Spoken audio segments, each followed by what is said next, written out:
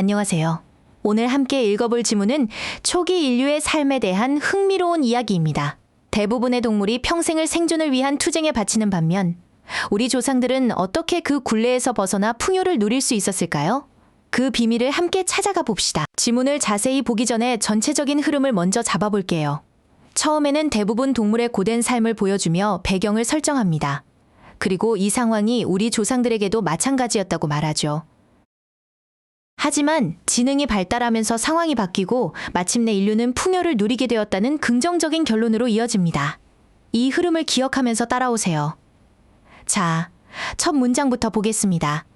For most animals, 대부분의 동물에게 the struggle to survive, 생존하기 위한 투쟁은 takes up all their time, 그들의 모든 시간을 차지한다고 말하며 글을 시작합니다. 이것이 바로 이 글의 출발점이자 배경이 되는 일반적인 사실이죠. 여기서 문법적으로 중요한 부분은 struggle to survive, 이 표현입니다. 명사인 struggle, 이 단어 뒤에 to survive, 이 표현이라는 to 부정사가 붙어서 생존하기 위한 투쟁이라고 앞에 있는 명사를 꾸며주고 있죠. 이렇게 명사 뒤에서 수식하는 to 부정사의 형용사적 용법은 아주 흔하게 쓰이니 꼭 기억해두세요. 두 번째 문장은 좀 길죠? 앞에서 말한 생존 투쟁이 구체적으로 무엇인지 예시를 들어 설명하는 부분입니다. Finding food and drink, 음식과 음료를 찾는 것, keeping warm and clean, 따뜻하고 깨끗하게 유지하는 것, avoiding predators, 포식자를 피하는 것, migrating and reproducing, 이주하고 번식하는 것. 이 모든 활동들이 use up all their energies, 그들의 모든 에너지를 소모한다고 말합니다. 이 문장의 핵심 문법은 바로 병렬 구조입니다. 문장의 주어가 finding, keeping, avoiding, migrating, 그리고 reproducing. 이 단어가 이렇게 5개의 동명사구로 연결되어 있죠. 여러 개의 주어가 나열되었으니 동사는 복수형인 usually, 이 단어를 쓴 것도 확인해야 합니다. 주어가 길어질 때 동사와의 수일치는 시험에 자주 나오는 포인트입니다. 세 번째 문장을 봅시다. If they do have any time to spare, 만약 그들에게 쓸 여유 시간이 정말로 있다면 they spend it resting or sleeping, 그들은 그것을 쉬거나 자는 데 쓴다고 합니다. 결국 생존을 위한 회복 외에는 다른 활동을 할 여유가 없다는 것을 보여주죠. 여기서는 spend 시간 VING라는 아주 중요한 관용 표현이 쓰였습니다. 하는데 시간을 보내다라는 뜻이죠. spend it resting or sleeping, 이 표현은 그 시간을 쉬거나 자는 데 쓴다는 의미입니다. 이 구조에서는 to 부정사가 아니라 동명사, 즉 VING 형태를 쓴다는 점을 꼭 기억해야 합니다. 하나 더 볼까요? If they do have 부분의 do, 이 단어는 하다라는 뜻이 아니라 뒤에 오는 have, 이 동사를 강조하는 역할을 합니다. 혹시라도 시간이 있기는 있다면처럼 그럴 가능성이 거의 없다는 뉘앙스를 주면서 정말로 가지고 있다는 의미를 강조하는 거죠. 네 번째 문장에서는 예외가 등장합니다.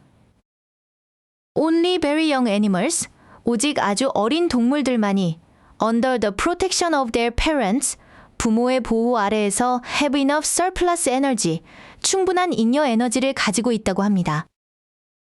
어떤 에너지냐면 to engage in lively bouts of play, 활발한 놀이에 참여할 에너지죠.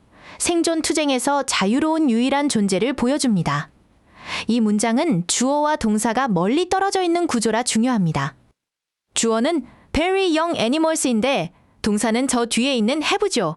그 사이에 under the protection of their parents, 이 표현이라는 전치사구가 끼어들어가 있습니다.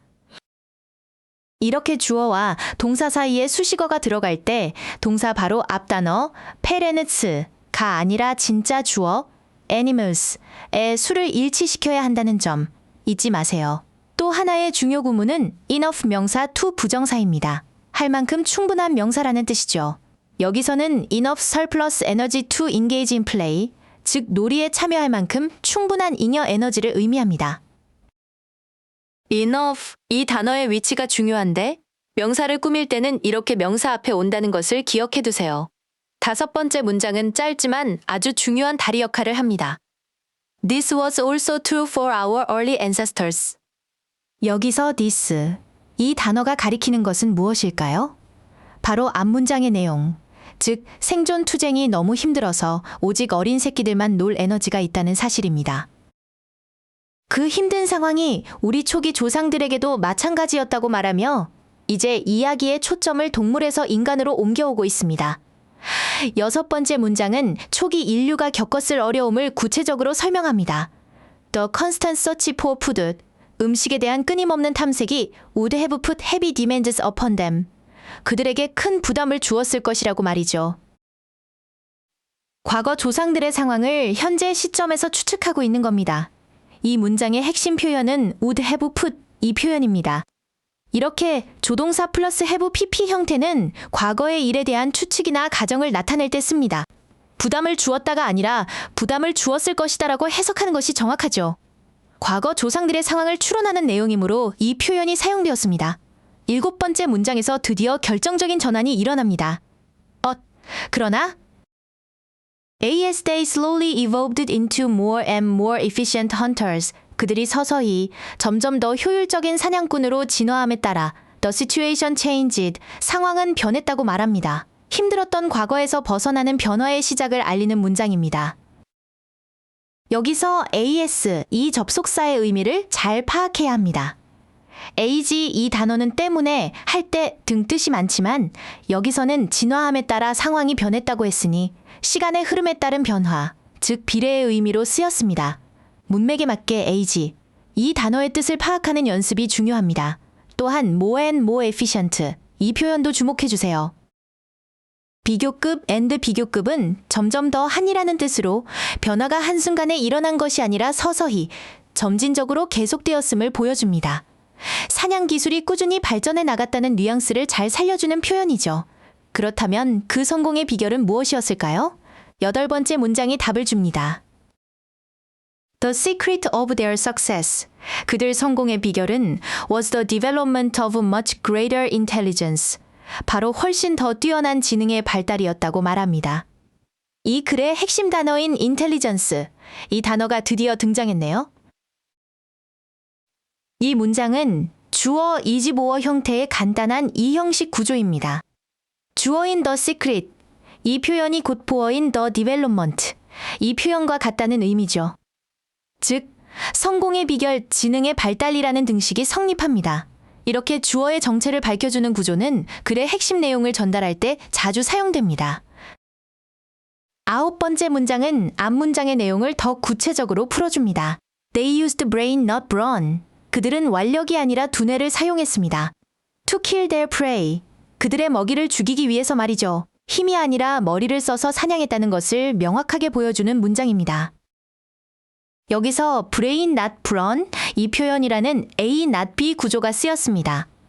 B가 아니라 A라는 뜻으로 두 가지를 명확하게 대조해서 강조하는 효과가 있죠. brawn, 이 단어는 근육, 완력을 뜻하는 단어인데 brain, 즉 두뇌와 대조되면서 지능의 중요성을 다시 한번 부각하고 있습니다. 문장 끝에 있는 to kill their prey, 이 표현은 하기 위해서라고 해석되는 to 부정사의 부사적 용법, 그 중에서도 목적을 나타냅니다. 왜 두뇌를 사용했는가? 바로 먹이를 죽이기 위해서라는 거죠. 행동의 이유를 설명해주는 중요한 부분입니다. 10번째 문장은 시간적 배경을 설정하며 결론으로 나아갑니다. At the end of the long hunting era, 긴 사냥 시대가 끝날 무렵, 그리고 before they turned to farming, 그들이 농업으로 전환하기 전에 they were already enjoying some degree of affluence. 그들은 이미 어느 정도의 풍요를 누리고 있었다고 합니다. 사냥만으로도 풍요로워졌다는 중요한 사실을 알려주죠.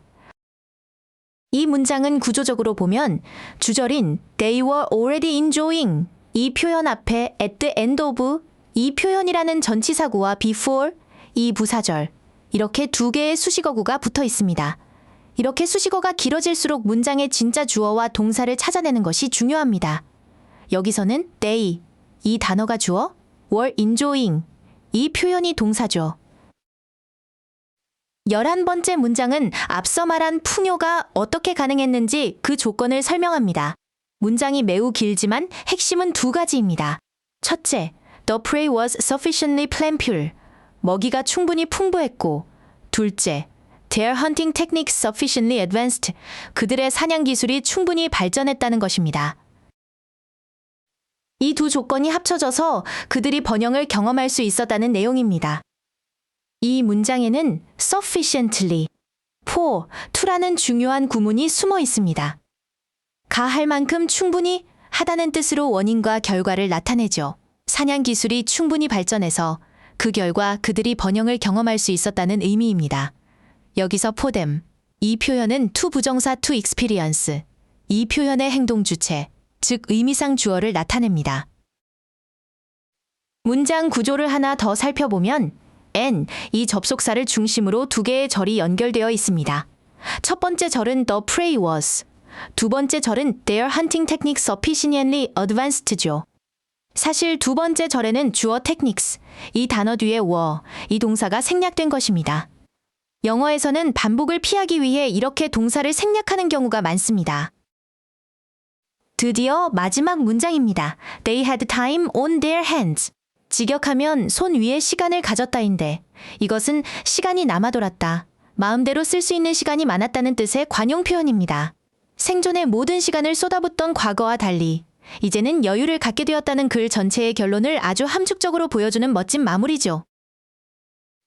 이제 이 글의 핵심 어휘들을 정리해 보겠습니다.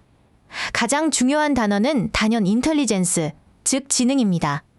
이것은 초기 인류가 생존 투쟁이라는 문제 상황을 해결할 수 있었던 핵심 원인이었죠. 글 속에서 브라운, 즉 완력과 대조되면서 그 중요성이 더욱 부각되었습니다. 그렇다면 지능 발달의 결과는 무엇이었나요? 바로 에이베플루언스, 이 단어와 프로스페리티, 즉 풍요와 번영입니다.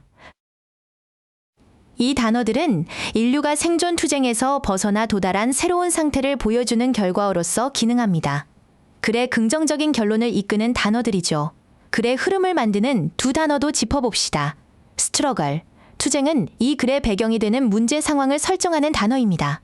그리고 이 투쟁에서 벗어나는 과정을 설명하는 핵심 동사가 바로 evolve, 진화했다는 것이죠. 이 두 단어는 글의 문제 제기와 해결 과정을 보여줍니다. 오늘 강의를 정리해 보겠습니다. 이 글은 생존 투쟁이라는 보편적인 문제 상황에서 시작해서 지능 발달이라는 핵심적인 전환점을 거쳐 풍요라는 긍정적인 결과에 도달하는 명확한 논리 구조를 가지고 있습니다. 앞으로 이런 설명문을 읽을 때는 글의 흐름을 이끄는 핵심 단어들을 연결하며 읽는 연습을 해보세요. 오늘 강의는 여기까지입니다. 지문의 논리적 흐름과 오늘 다룬 핵심 문법, 그리고 어휘들이 문맥 속에서 어떤 역할을 했는지 다시 한번 떠올리면서 꼼꼼하게 복습해 주시기 바랍니다. 수고 많으셨습니다.